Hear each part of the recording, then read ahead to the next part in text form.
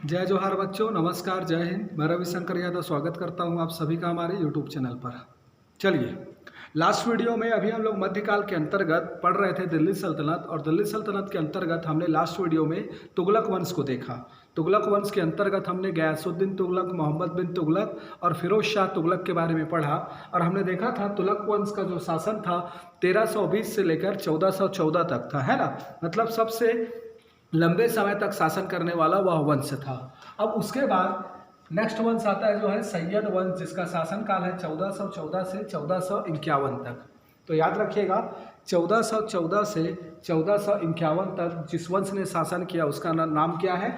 सैयद वंश। ठीक है। अब इस सैयद वंश के अंतर्गत अपने को 4 शासक के बारे में पढ़ना है, थोड़ा सा जानना है। छोटा सा है, ज़्यादा बड़ा है नहीं ये वंश। खिज्र खां, मुबारक शाह, मोहम्मद शाह और अलाउद्दीन शाह, है ना। तो खिज्र खां, मोहम्मद शाह, उसके बाद क्या मुबारक शाह, और साथ में क्या अलाउद्दीन शाह। इनके बारे में पढ़ना है, इसके बारे में जानना है। ठीक है। तो खिज्र खां के बारे में बोला जाता है कि इस वंश का संस्थापक था। ज़्यादा बड़ा है नहीं, 2-3 फैक्ट है बस, लेकिन है वंश से शासन किया है तो थोड़ा सा जानना है। तो खिज्र खां को बोला जाता है इस वंश का संस्थापक था जिसने रैयत ए आला की, रैयत ए आला की उपाधि धारण की थी। तो संस्थापक था और रैयत ए आला की उपाधि धारण की थी। इसने अपने आप को सुल्तान घोषित नहीं किया था, याद रखिएगा, सुल्तान घोषित नहीं किया था। ठीक है, अपने आप को सुल्तान घोषित नहीं किया था। और उपाधि कौन सी धारण कर ली थी? रैयत ए आला की। इसके में एक पॉइंट याद रखना है आपको, सिक्कों को लेकर। सिक्कों को लेकर तो इसने क्या किया, सिक्कों पर तुगलक शासकों का नाम रहने दिया, तुगलकों का नाम रहने दिया एज इट इज, है ना। तो तुगलकों का नाम रहने दिया, प्लस इसने क्या करवाया, तैमूर लंग, और साथ में इसका पुत्र जो था शाहरुख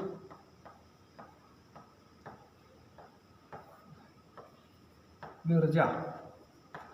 तो याद रखिएगा, इसका एक जो आपको याद रखना है क्या, कि इसने सिक्कों पर तुगलकों का नाम रहने दिया और साथ में तैमूर लंग और उसके पुत्र शाहरुख खां का नाम अंकित करवाया। बस ये चीज़ आपको जानना है। तो क्या बोल रहा हूँ मैं, संस्थापक था इस वंश का। दूसरा क्या, रैयत ए आला की उपाधि धारण की, अपने आप को सुल्तान घोषित नहीं किया। साथ में क्या बोला जा रहा है, इसने सिक्कों पर तुगलकों का नाम रहने दिया और साथ में क्या, तैमूर लंग और शाहरुख मिर्जा का नाम अंकित कराया। ठीक है। चलिए, मुबारक शाह, तो इसने आपको क्या किया, सुल्तान घोषित किया, अपने आप को सुल्तान घोषित किया। अब सुल्तान घोषित किया तो इसने क्या कर दिया, सिक्कों में से तुगलकों, तैमूरलंग, शाहरुख, इन सब का नाम हटवा दिया। इसने इनका नाम रहने दिया था तुगलकों का, प्लस क्या किया था, तैमूरलंग और शाहरुख का नाम अंकित कराया था। इसने क्या कर दिया, सिक्कों में से इनका नाम हटवा दिया। ठीक है। और सिक्कों पर मुइज़ुद्दीन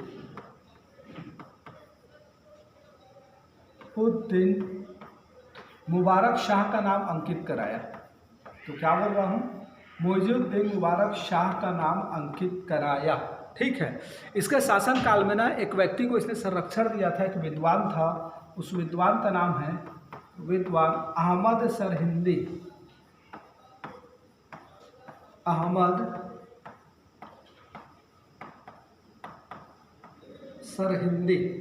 अहमद सरहिंदी नामक विद्वान को इसने क्या दिया था, संरक्षण दिया था। और इसी अहमद सरहिंदी ने तारीख ए मुबारक शाह लिखा है, तो याद रखिएगा, तारीख ए मुबारक शाह नामक ग्रंथ की रचना की। तारीख ए मुबारक शाह, तो थोड़ा सा याद रखना है आपको, तारीख ए मुबारक शाह नामक ग्रंथ की रचना की थी। तो मैं क्या बता रहा हूँ इनके बारे में, कि इसने क्या किया, अपने आप को सुल्तान घोषित करवा दिया। सुल्तान घोषित किया तो सिक्कों में से जो पुराना नाम था तुगलकों का और किसका, तैमूरलंग और उसके पुत्र शाहरुख का, उसका नाम उसमें से क्या कर दिया, हटवा दिया। और इसके शासन काल में एक विद्वान को इसने संरक्षण दिया था जिसका नाम क्या था, अहमद सरहिंदी।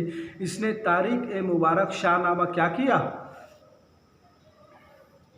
ग्रंथ की रचना की। ठीक, तो इन दोनों शासक के बारे में बस आपको इतना ही जानना है। नेक्स्ट आता है मोहम्मद शाह और अलाउद्दीन शाह। इन दोनों के बारे में जानते हैं थोड़ा सा। देखिए, मोहम्मद शाह के बारे में आपको एक पॉइंट याद रखना है।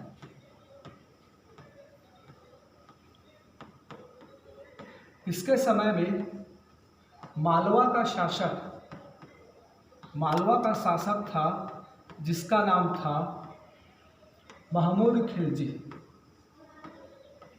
महमूद खिलजी का आक्रमण हुआ। महमूद खिलजी का क्या हुआ? आक्रमण हुआ। तो इस महमूद खिलजी को इसने क्या किया? सहायता लिया। किससे सहायता लिया? तो सहायता लिया इसने उस समय सरहिंद का अफगानी राज्यपाल था जिसका नाम था आपका बहलोल लोदी। नाम क्या था इसका? बहलोल लोदी। ठीक है जी, बहलोल लोदी।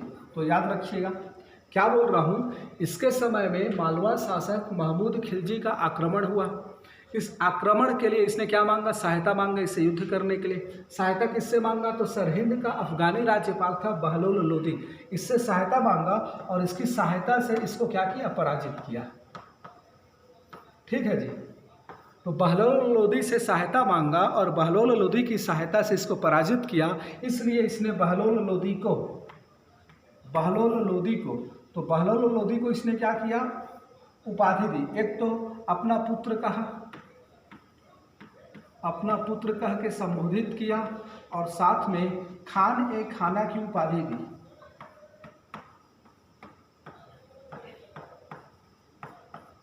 खान ए खाना की उपाधि दी और अपना पुत्र कहकर संबोधित किया। याद रखिएगा। ठीक है, तो मैं क्या बता रहा हूँ, मोहम्मद शाह के समय मालवा शासक महमूद खिलजी का आक्रमण हुआ, उससे युद्ध करने के लिए सहायता मांगा। अफगानी राज्यपाल जो था सरहिंद का बहलोल लोदी, उसकी सहायता से महमूद खिलजी को पराजित कर दिया।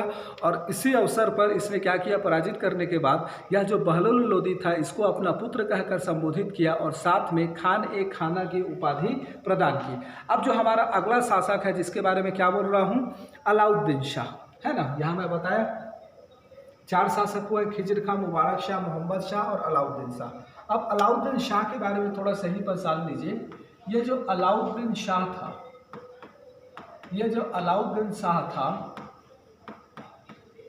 ये अपने शासन काल में चला गया बदायूं। कहाँ चला गया? बदायूं। ठीक है, अब अलाउद्दीन शाह के बारे में थोड़ा सा जान रहे हैं। ये जो अलाउद्दीन शाह था ये अपने शासन काल में जब शासक बना तो ये चले गया घूमने बदायूं। अब बदायूं ना इसको इतना भा गया, इतना पसंद आ गया कि ये बदायूं में ही रहने लगा। बात समझ रहे हो? ये बदायूं गया घूमने। अब घूमने गया तो इसको बदायूं इतना पसंद आ गया कि ये बदायूं में ही रहने लगा। अब बदायूं में रहने लगा और इधर सुल्तान का पद दिल्ली में खाली पड़ा था, तो लोगों ने इसको दिल्ली बुलाया, आओ भाई दिल्ली आओ करके। तो इसने दिल्ली आने से मना कर दिया। बदायूं चले गया, बदायूं पसंद आया तो वहीं रहने लगा। इधर सुल्तान का पद खाली हुआ दिल्ली में तो विद्रोह होने लगा। इस विद्रोह को दबाने के लिए सुल्तान को वापस बुलवाया गया अमीर उलेमाओं के द्वारा, तो यह वापस आने से मना कर दिया। अब ये वापस आने से मना कर दिया, इसलिए अमीर और उलेमाओं ने क्या किया, इस बहलोल लोदी को बुलाया कि आप आके क्या करो, शासन करो करके। ठीक है, तो स्टोरी समझना मैं क्या बोल रहा हूँ। ये बदायूं गया, बदायूं में रहने लगा। बदायूं से इसको वापस बुलाया गया, दिल्ली में विद्रोह हो रहा था तो अमीर उलेमाओं के द्वारा, तो ये नहीं आए, इसने मना कर दिया। तो अमीर उलेमाओं के द्वारा इस बहलोल लोदी को बुलाया गया और ये बहलोल लोदी आकर दिल्ली में एक नए वंश की स्थापना करता है जिसको बोला जाता है लोदी वंश। तो चलिए अब हम लोग देखेंगे लोदी वंश के बारे में। चलिए, तो अभी हम लोगों ने देखा कि अलाउद्दीन शाह जो था वह चले गया था कहाँ, बदायूं, और बदायूं से वापस नहीं आने के कारण इस बहलोल लोदी को बुलाया गया और इस बहलोल लोदी को क्या बुलाया गया, बुलाकर इसको ये सुल्तान बना और बहलोल लोदी के द्वारा लोदी वंश की स्थापना की गई जिसको क्या बोला गया, इसका शासन वंश क्या है, लोदी वंश का 1451 से 1526। ठीक है, याद रखिएगा अंतिम वंश है ये दिल्ली सल्तनत का। इसके बाद क्या होता है, आपका शिफ्ट हो जाता है बाबर वंश, बाबर आता है और मुगल वंश की स्थापना होती है। चलिए ठीक है, तो बहलोल लोदी, अब बहलोल लोदी के बारे में क्या जानना है तो बस याद रखिएगा, यह संस्थापक था जिसने अफगान व्यवस्था की नींव डाली, या अफगान वंश की स्थापना की, अफगान वंश की स्थापना की। तो याद रखिएगा अभी तक जो चल रहा था क्या, तुर्कों का जो कबीलाई व्यवस्था चल रहा था उस व्यवस्था को हटाकर इसने क्या किया, अफगान वंश की स्थापना की और अफगान व्यवस्था लागू किया। अफगानी व्यवस्था को इसने क्या किया, लागू किया। तो याद रखिएगा अफगानी व्यवस्था को लागू किया।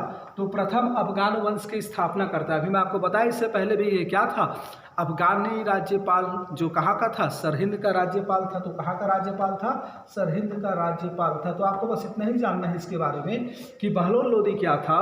तो यह लोदी वंश का संस्थापक था जिसने दिल्ली में अफगान व्यवस्था की नींव डाली या अफगान वंश की स्थापना की। तुर्कों के कबीलाई व्यवस्था को इसने अलग कर दिया और यहाँ पर क्या किया, अफगानी व्यवस्था की नींव डाली। इतना बात आपको थोड़ा सा याद रखना है बहलोल लोदी को लेकर, ठीक है, बस इतना ही जानना है। अब आगे बढ़ते हैं हम। बहलोल लोदी के बाद जो शासक बना इसका नाम है क्या, सिकंदर लोदी। ये इंपॉर्टेंट शासक है सिकंदर लोदी। इसके बारे में क्या जानना है, तो सिकंदर लोदी जब शासक बना तो इसने क्या किया, कुछ काम किया। इसको हम देखते हैं थोड़ा सा, इसको मैं मिटा देता हूँ बहलोल लोदी को। चलिए, तो अपने को क्या देखना है, सिकंदर लोदी। तो सिकंदर लोदी के बारे में इसने क्या किया, कुछ कार्य करवाया। तो कार्य क्या कराया, तो याद रखिएगा इसने आगरा शहर की स्थापना की, आगरा की स्थापना की और आगरा को क्या बनाया, राजधानी बनाया। आगरा शहर की स्थापना की और आगरा को राजधानी बनाया, पहला काम इसने ये किया। दूसरा काम इसने क्या किया, तो भूमि की पैमाइश कराई, भूमि की पैमाइश कराई और इस पैमाइश के लिए इसने गज ए सिकंदरी दिया। माप क्या दिया, गज ए सिकंदरी। और ये गज जो सिकंदरी था ये आपका 39 अंगुल का था। 39 अंगुल का ये होता है लगभग 30 इंच। कितना, 30 इंच। कई जगह 33 इंच भी लिखा है, कई बुक ने 30 और 33 दोनों को मान लिया है कि लगभग ये 39 अंगुल था, ये 30 इंच या 33 इंच का रहा होगा करके। तो याद रखिएगा इसने भूमि की पैमाइश कराई और भूमि की पैमाइश करवाने के लिए गज ए सिकंदरी दिया। गज ए सिकंदरी क्या था, मापक था, मापन का एक पैमाना था मापन का, ठीक है। और ये कितने अंगुल का होता था, तो 39 अंगुल का होता था या लगभग 30 इंच का होता था, याद रखिएगा, ठीक है। इसके बाद इसने क्या किया, कुछ सुधार कार्य करवाया, सुधार कार्य करवाया। तो क्या क्या सुधार कार्य करवाया, तो इसने पहले तो जजिया कर को पुनः लगाया, जजिया कर को पुनः आरोपित किया, याद रखिएगा, जजिया कर को पुनः लगाया। दूसरा बात क्या बोला जा रहा है कि इसने क्या किया, तो मुहर्रम में ताजिया निकलने पर प्रतिबंध लगा दिया। मुहर्रम के समय क्या होता है, मुहर्रम इस समय निकाला जाता है ताजिया, है ना। तो इस ताजिया पर क्या कर दिया, प्रतिबंध लगा दिया। याद रखिएगा ताजिया पर क्या लगाया, प्रतिबंध लगाया। इसके अलावा इसने क्या किया, तो महिलाओं को क्या कर दिया, महिलाओं पर प्रतिबंध लगाया। तो महिलाओं पर प्रतिबंध लगाया किस चीज का, तो पीरों के मज़ारों पर जाने का, पीरों के मज़ारों पर जाने के लिए। अब पीरों का मज़ार, ये मज़ार ऐसा कुछ होता होगा इस्लाम धर्म में, हमको उतना आइडिया नहीं है, लेकिन याद रखिएगा पीरों के मज़ार पर जाने पर महिलाओं को क्या कर दिया, प्रतिबंधित कर दिया। दूसरा इसने क्या किया, मुहर्रम में जो ताजिया निकलता था, ठीक है, इस ताजिया को उसने क्या कर दिया, प्रतिबंधित कर दिया। और थर्ड वन क्या किया, तो इसने क्या किया, क्या बोला मैं, हाँ, जजिया कर को पुनः आरोपित किया। तो पहला कार्य इसने क्या किया, आगरा की स्थापना कर दी और उसको राजधानी बना दिया। शिफ्ट, अब देखो राजधानी आगरा हो गया, ठीक है। अब याद रखिएगा आगरा ही अब राजधानी का केंद्र बनता है। क्यों, क्योंकि इब्राहिम लोदी आता है, आगरा से शासन करता है, उसके बाद उसकी मृत्यु हो जाती है, बाबर आता है, मुगल वंश की स्थापना करता है और दिल्ली सल्तनत से अब केंद्र, शक्ति का केंद्र कहाँ शिफ्ट हो जाएगा, आगरा में। तो इसको आगरा को राजधानी बना दी। भूमि की पैमाइश कराई, गज सिकंदर दिया, 29 अंगुल का होता था, थोड़ा सा याद रखिएगा, ठीक है। चलिए, अब इसी के समय में ना एक इसका मियाँ भुआ, एक व्यक्ति का नाम है मियाँ भुआ। ये क्या था, वजीर था, क्या था, वजीर था। तो इस मियाँ भुआ के द्वारा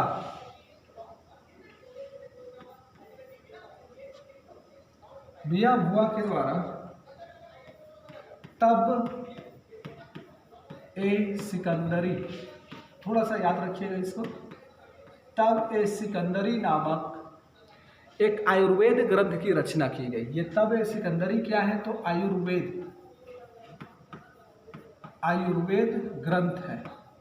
इसकी रचना किसने किया था, तो मियाँ भुआ जो इसका वजीर था, इसने क्या किया था, इस ग्रंथ की रचना की थी। साथ में एक और पॉइंट याद रखिएगा, इसी के समय लिज्जत ए सिकंदरी नामक ग्रंथ की रचना की गई है, इसी के शासनकाल में।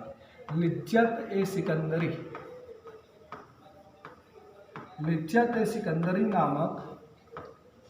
सिकंदरी नामक संगीत ग्रंथ की रचना की गई है। ये कौन सा ग्रंथ है, तो संगीत ग्रंथ है, याद रखिएगा, संगीत ग्रंथ की रचना की गई है लिज्जत ए सिकंदरी नामक, ठीक है। और दूसरा बात ये कि ये स्वयं ना सिकंदर लोदी संगीत पर बहुत ज़्यादा इसकी रुचि थी, संगीत और कविता पर बहुत ज़्यादा रुचि लगता था। और बहुत इंपॉर्टेंट पॉइंट है कि ये क्या करता था,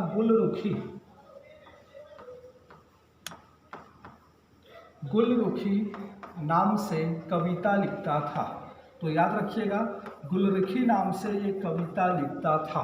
इतना पॉइंट आपको ना सिकंदर लोदी के बारे में जानना है। तो मैं क्या बताया सिकंदर लोदी के बारे में, इसने क्या किया, तो सबसे पहले हम क्या बोल रहे हैं, आगरा को राजधानी बना दिया, नगर की स्थापना करके, मतलब आगरा को बसाया और उसको राजधानी बना दी। भूमि की पैमाइश कराई, गज सिकंदरी दिया जो 39 अंगुल या फिर 30 इंच का था। जजिया कर को पुनः लागू कर दिया। मुहर्रम में ताजिया निकालने पर प्रतिबंध लगाया और महिलाओं को पीरों के मज़ारों पर जाने से प्रतिबंधित कर दिया, ठीक है। इसके अलावा मैं क्या बोल रहा हूँ, इसका जो वजीर था, इस वजीर का नाम क्या है आपका, मियाँ भुआ। इस वजीर ने क्या किया, मियाँ भुआ ने तब ए सिकंदरी नामक आयुर्वेद ग्रंथ की रचना की। इसी के दौरान, इसी के शासनकाल में लिज्जत ए सिकंदरी नामक एक संगीत ग्रंथ की रचना हुई है। और गुलरुखी नाम से ये स्वयं कविता लिखता था, मतलब कविता, संगीत, गायन, इस सभी में इसकी स्वयं की रुचि लेता था और इस नाम से कविता लिखता था, याद रखिएगा। चलिए, अब मैं क्या बोला, अपने को 3 शासक के बारे में पढ़ना है, एक सिकंदर लोदी, एक खिज्र, पहला क्या बहलोल लोदी, दूसरा क्या Sikandar Lodi, and third one क्या, इब्राहिम लोदी। तो हम लोगों ने बहलोल लोदी के बारे में बताया आपको मैं। बहलोल लोदी कुछ नहीं है, बस संस्थापक है, अफगान वंश की नींव डाली है, इतना बस आपको याद रखना है। दूसरा क्या सिकंदर लोदी, इसके बारे में मैं बता दिए। अब आता है इब्राहिम लोदी।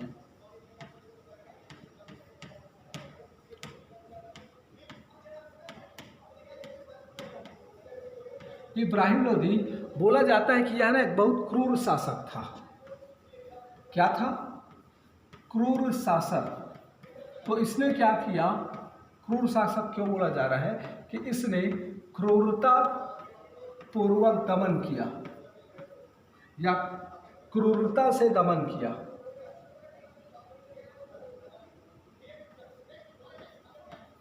क्रूरता से दमन किया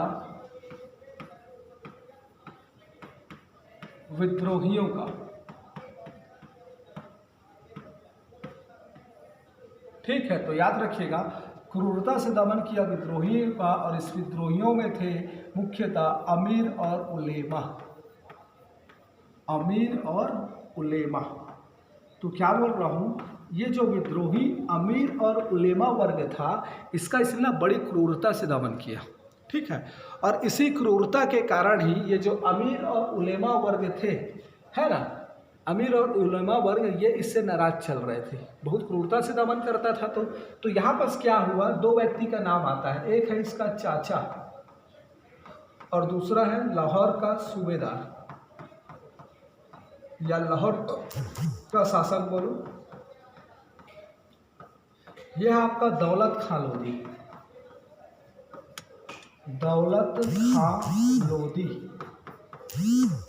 और ये है आपका चाचा आलम खां। तो मैं क्या बोल रहा हूँ, इसने क्या किया, विद्रोहियों का क्रूरतापूर्वक दमन किया, अमीर और उलेमाओं का दमन बड़ी क्रूरता से किया, इसलिए इसे लोग भयभीत थे। इसी के कारण क्या हुआ, इसका एक चाचा था आलम खां लोधी और दूसरा था क्या, दौलत खां लोधी, जो लाहौर का शासक था। इन दोनों ने मिलकर क्या किया, काबुल के शासक, ये दोनों आलम खां लोधी और दौलत खां लोधी, तो मैं यहाँ क्या बता रहा हूँ, एक आलम खां और दूसरा क्या, दौलत खां। इन दोनों ने क्या किया, काबुल के शासक को आमंत्रित किया, काबुल के शासक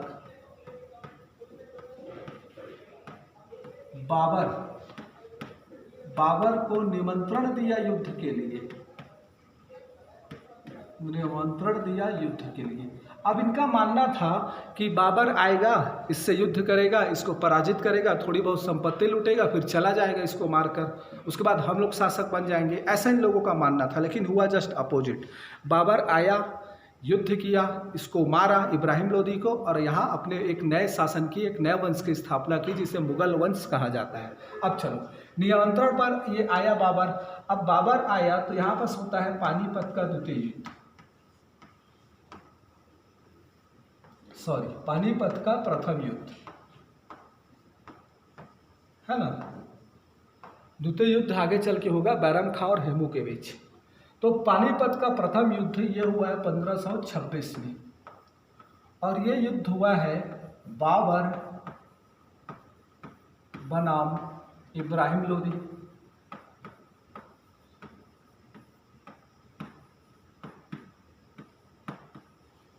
बाबर ने इस युद्ध में तुगलुमा पद्धति का इस्तेमाल किया। तुगलुमा पद्धति से युद्ध लड़ा। युद्ध में तोपों का प्रयोग किया गया। तोपों का प्रयोग ना प्रथम बार हो रहा है, तोपों का क्या हुआ, प्रयोग हुआ भारत में, याद रखिएगा। तो बोला जाता है एक तरफ बाबर कुछ ही सेनाओं के साथ आया था, कुछ 8-10 हज़ार सेनाओं के साथ, दूसरी तरफ इब्राहिम लोदी के पास कईयों लाख की सेना थी, 2.5-3 लाख की सेना थी इब्राहिम लोदी के पास, जबकि बाबर के पास 8-10 हज़ार की ही सेना थी। लेकिन बाबर ने बहुत सिस्टमैटिक ढंग से युद्ध लड़ा। इस तुगलुमा पद्धति के तहत तोपों का प्रयोग किया। और तुगलुमा पद्धति मीन्स ऐसा कुछ होता है कि ये एक सेना इधर हो गई जो खड़ी है, और दूसरी इस विरोधी की सेना, तो ये विरोधों की सेना ना ऐसे करके डबल अटैक करती है। एक अटैक सामने से हो रहा है, दूसरा अटैक इधर से भी हो रहा है, इधर से भी हो रहा है, और यहाँ सेना है और सेना के पीछे बाइज्जत यहाँ तोप है सामने में, और तोप है, तोप के पीछे सेना है, लगातार गोलाबारी हो रहा है, सेना आगे बढ़ रही है और दोनों तरफ से काउंटर अटैक भी हो रहा है लेफ्ट राइट से। ऐसा कुछ ये पद्धति है, तुगलुमा पद्धति है ना। तो इसके बारे में हम बाबर के बारे में पढ़ेंगे। इसमें मुस्तफ़ा और उस्ताद अली करके थे जो क्या कर रहे थे, नेतृत्व कर रहे थे, मतलब तोप चला रहे थे करके, ठीक है। तो अभी फिलहाल यहाँ बस इतना जानो, इस युद्ध को हम फिर से पढ़ेंगे बाबर में, थोड़ा सा बाबर में हम इस युद्ध को फिर से लेके आएंगे, पानीपत का प्रथम युद्ध। तो मैं यहाँ पर क्या बोल रहा हूँ, इस आलम खां और दौलत खां के निमंत्रण में काबुल का शासक क्या हुआ, भारत आया और युद्ध लड़ा इब्राहिम लोदी के साथ। इब्राहिम लोदी के साथ पानीपत नामक स्थान पर इसका युद्ध हुआ, इसलिए इसको पानीपत का प्रथम युद्ध बोला जाता है। प्रथम युद्ध इसलिए कि आगे चल के अभी 2 युद्ध और होंगे पानीपत के, जो इंपॉर्टेंट है जानना, ठीक है, पढ़ेंगे समय के साथ उसको। तो ये युद्ध हुआ बाबर और इब्राहिम लोदी के बीच। इस युद्ध में तुगलुमा पद्धति का इस्तेमाल किया गया, तोपों का प्रयोग किया गया, और इस युद्ध में यह इब्राहिम लोदी युद्ध लड़ता हुआ मारा गया। मतलब दिल्ली सल्तनत का मीन्स कुतुबुद्दीन ऐबक से लेकर, गुलाम वंश का प्रथम शासक कुतुबुद्दीन ऐबक से लेकर पूरा लोदी वंश तक, ये एकमात्र शासक था जो युद्ध में मारा गया। इसके पहले जितने शासक हुए हैं, कोई बीमारी से मर गया है, कोई भवन के गिरने से मर गया है, कोई लड़खड़ा कर मर गया है, कोई घोड़ा खेलते हुए मर गया है, किसी को किसी ने मार दिया है, ऐसा टाइप से मृत्यु हुआ है सभी का, ठीक है। युद्ध में लड़ते हुए कोई नहीं मरा था। यह एकमात्र शासक है इब्राहिम लोदी जो युद्ध में लड़ता हुआ क्या हुआ, पराजित हुआ। तो इस पानीपत का प्रथम युद्ध जिसमें बाबर की जीत हुई, इस युद्ध का परिणाम क्या हुआ, इब्राहिम लोदी युद्ध में लड़ता हुआ मारा गया और बाबर की जीत हुई, और बाबर ने भारत में एक नए वंश की स्थापना की जिसे बोला जाता है क्या, मुगल वंश, ठीक है जी। चलिए, तो यह हमारा दिल्ली सल्तनत का अंतिम वंश कंप्लीट होता है। लोधी वंश, और इसके बाद हम लोग देखेंगे क्या, मुगल वंश। नेक्स्ट वीडियो में मैं बाबर से स्टार्ट करूंगा। बाबर आएगा, हुमायूं आएगा, फिर बीच में शेर शाह सूरी आएगा, फिर अकबर आएगा, फिर जहांगीर आएगा, फिर शाहजहां आएगा, फिर औरंगजेब आएगा। इतने के बारे में पढ़ेंगे औरंगजेब तक। औरंगजेब के बाद जो शासक रहेंगे उनका एज इट इज कुछ शासकों का नाम बस याद रखना है। औरंगजेब तक अपने को थोड़ा डिटेल से पढ़ना है। चलिए मैं नेक्स्ट वीडियो में मिलता हूँ फिर से मुगल वंश के साथ, है ना। चलिए ठीक।